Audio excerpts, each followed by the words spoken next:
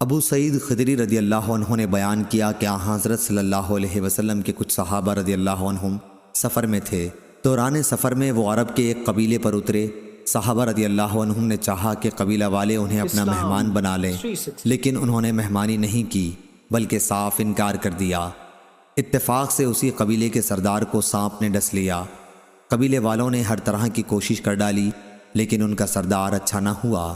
ان کے کسی آدمی نے کہا چلو ان لوگوں سے بھی پوچھیں جو یہاں آ کر اترے ہیں، ممکن ہے کوئی دم جھاڑے کی چیز ان کے پاس ہو۔ چنانچہ قبیلے والے ان کے پاس آئے اور کہا کہ بھائیو، ہمارے سردار کو سانپ نے ڈس لیا ہے، اس کے لیے ہم نے ہر قسم کی کوشش کر ڈالی لیکن کچھ فائدہ نہ ہوا۔ کیا تمہارے پاس کوئی چیز دم کرنے کی ہے؟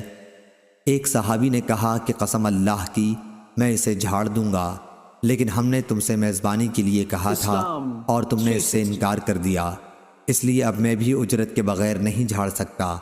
آخر بکریوں کے ایک گلے پر ان کا معاملہ طے ہوا۔ وہ صحابی رضی اللہ عنہ وہاں گئے اور الحمدللہ رب العالمین پڑھ پڑھ کر دم کیا۔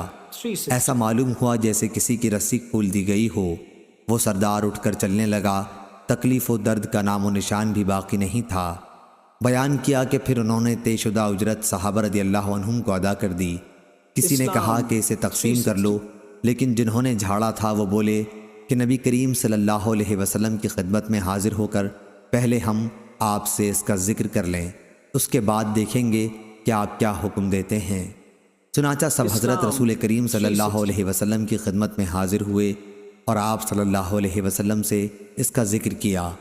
آپ صلی اللہ علیہ وسلم نے فرمایا یہ تم کو کیسے معلوم ہوا کہ سورہ فاتحہ بھی ایک رقیہ ہے؟